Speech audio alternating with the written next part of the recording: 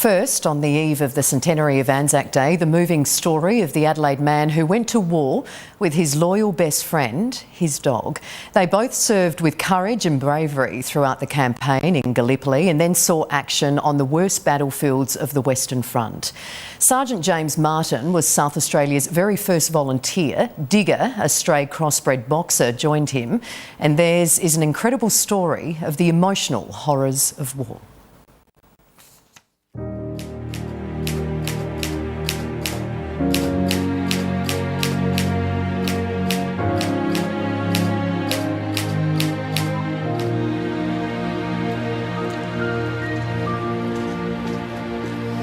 G'day, I'm James Martin from High March. I'd like to enlist. My grandfather, Sergeant James Harold Martin, was the first South Australian to volunteer at the call for volunteers of World War I.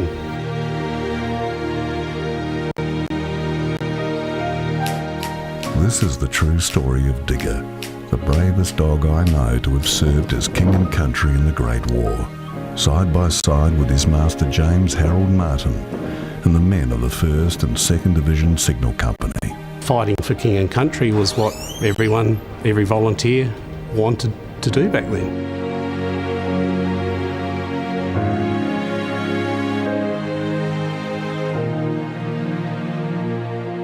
He was very proud of his wartime effort, and he used to attend something every Anzac Day.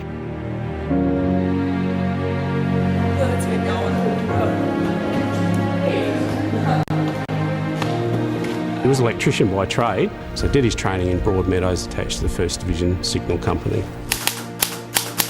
The straggler had no place to call home, attaching himself to the first man he happened upon as they were returning to their barracks, so they adopted him. He actually wandered into our grandfather, up to our grandfather when he was in training in Broadmeadows in Victoria, and he adopted our grandfather, not the other way around. Where'd it come from? I don't know. Digger was a bulldog come boxer variety, I guess, and became mascot for his unit. Hey, what about, we call him Digger? Sure. Yeah, we'll get a little mascot. Oh, right. Go on, Digger. Oh, mate. Digger. Go on, Digger. On the 20th of October 1914, the unit boarded HMAT A-10 Karoo in Melbourne. Digger went too, smuggled inside a kit bag. The destination was Egypt, and then off to Gallipoli. He actually had this photograph of the pyramids and the Sphinx, and that was his pride and joy. At dawn on the 25th of April, the signallers of the 1st Division made it to that lethal shore. Digger was huddled between them.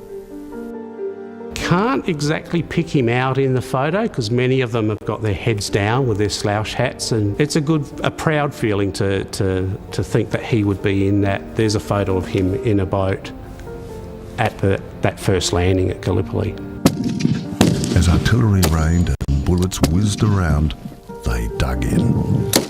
He was a signalman and laying their lines, building Watson's Pier. He was involved with that. He actually laid lines behind enemy lines. Probably the most dangerous jobs there.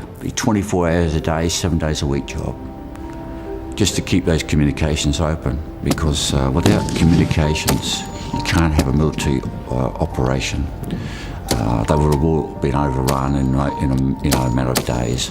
They had to have communication from all the strong points, all the main points where they were engaged, and that would be through cable, laying cables to telephones to their small strong points and machine gun posts, right back to the command post.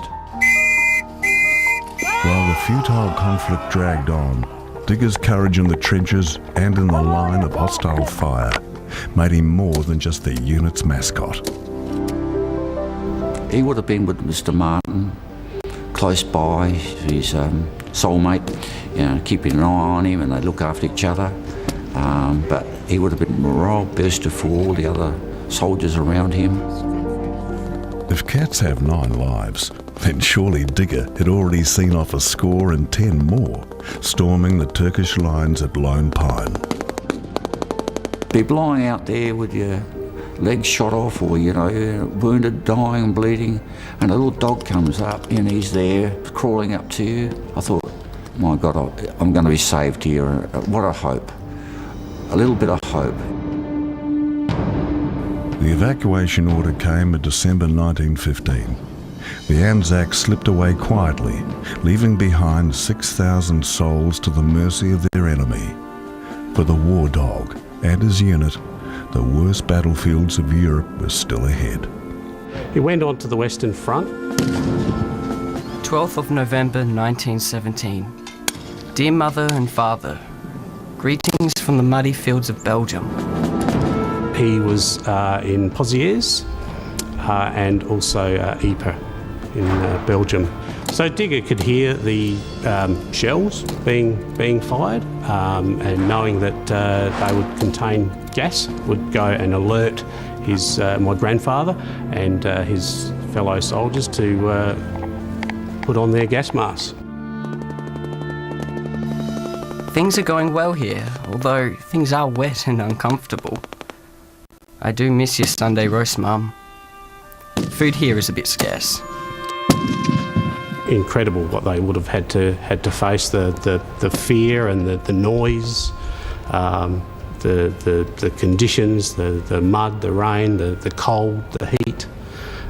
Just incredible that a dog would stay by someone's side through all of that is quite amazing. Our mascot Digger is still with us. He was gassed, but he's getting the best medical care. He likes giving those Huns a hard time. We pray we'll be home soon, Mum. Your son, James. At Pozières, amidst the stench of death and utter destruction, the 1st Division came so close to losing him. Reports of the day on the Western Front in France are that Digger went over the top of the trenches 16 times with his unit soldiers. That's just a guess. I would say he went over 200 times maybe. He bears the marks of his wounds, a hole in the top of the lower jaw, 3 teeth gone, blind in the right eye, deaf in the left ear. He had to be put under chloroform to have the bullet extracted. There's a postcard of Digger on a Union Jack flag, and they sold those postcards to raise funds for the ointment to help Digger from his wounds from the gassing. While convalescent in England, he transferred to the Flying Corps. On one occasion, he went up 8,000 feet with the late Flight Lieutenant Gibbs, and has, they say, flown all over England and Scotland. Towards the end of the war, and was actually based in Hitchin in England, where he trained further signalmen, and that's actually where he billeted with a family and met my grandmother. He was always a venturesome dog, but he was invalided home a couple of months ago, and now has to lead a more or less humdrum life. He had a leather collar with our grandfather's name on it and his name. He was recognised for his 3.5 years of service. And also he was given a campaign collar, which is a metal collar, and it has the medals of the campaigns that he was in, plus the RSL medal. Digger marched proudly with his unit for the last time on Empire Day, May 24, 1919. Digger heard the fireworks, thought that he was back in the war, tried to jump the fence and burst a blood vessel doing it. He crawled back to our grandfather's bed and died on the bed. That's quite touching. He was loyal to the end.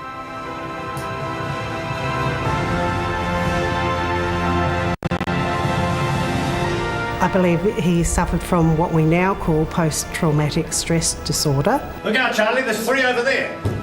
He was known to in the middle of the night run up and down the hallway with a rifle. My mother recalled laying in bed and hearing this, and it scared her all the time. He thought he was still in the battle. He had extreme nightmares.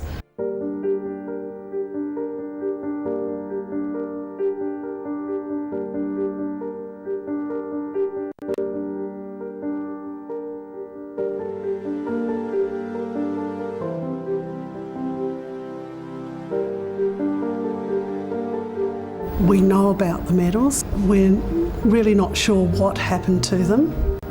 After he passed away, my grandmother had a breakdown and she had a big bonfire in the backyard, and we think that's where they went, along with his lovely photograph of the pyramids and the Sphinx.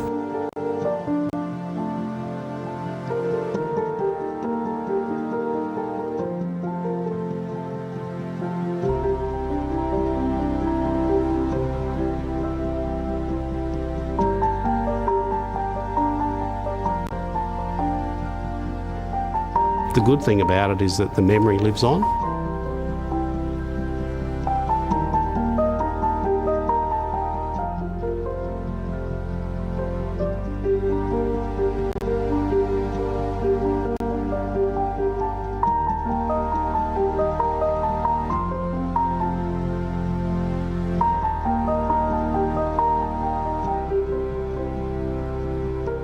What an ending.